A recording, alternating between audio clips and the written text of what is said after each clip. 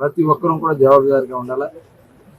ఏదైతే డిపార్ట్మెంట్స్ ఉన్నాయో డిపార్ట్మెంట్లో ఉన్నటువంటి మంత్రులు ఉన్నారో అందరూ కూడా సమన్వయం చేసుకుంటూ ఎప్పటికప్పుడు వాట్సాప్ గ్రూప్లు ఏర్పాటు చేసుకుని వాటి ద్వారా సమాచారం తెలుసుకుని ఒక గుడ్ గవర్నెన్స్ని ప్రజలకు అందించాలనేదే లక్ష్యంగా నేను సమావేశంలో నిర్ణయాలు తీసుకోవడం కూడా జరిగింది.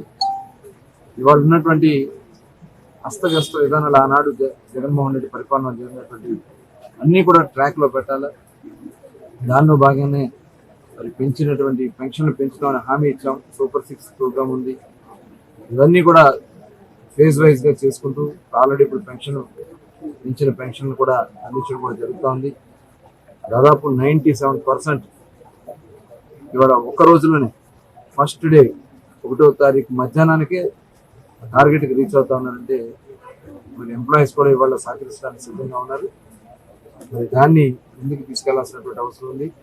ఇవాళ ఏదైతే మరి భూ హక్కు చట్టం ఇవాళ ఆ చట్టాన్ని కూడా ప్రభుత్వం రద్దు చేసింది. ఇలా అనేక కార్యక్రమాలు చేసుకుని ముందుకెళ్లాల్సినటువంటి అవసరం ఉంది. దానికోసమే స్వచ్ఛమైన పరిపాలన ఇవాళ కూడా చూస్తా ఉన్నాం. ఎంఆర్ఓ ఆఫీస్ తగలబెడతా ఉన్నారు.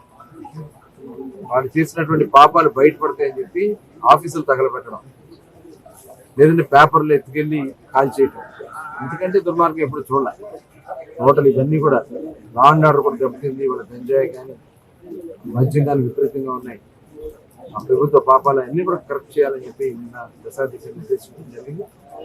మళ్ళీ 3 నెలల తర్వాత జరిగినటువంటి ప్రోగ్రెస్ మీద కానీ యాక్షన్ ఏదైతే ఉన్నాయో అన్నీ కూడా అందరినీ బాధ్యత చేయాలని చెప్పి నేను జరిగింది. చాలా సీరియస్గా ఉన్నారు ముఖ్యమంత్రి గారు. ఎక్కడన్నా ఎవరన్నా తప్పులు చేస్తే ఉపేక్షించేది లేదు, క్షమించేది లేదు. స్వచ్ఛమైన పరిపాలన అందించాలని లక్ష్యంతో ప్రభుత్వం ముందుకెళ్తాం.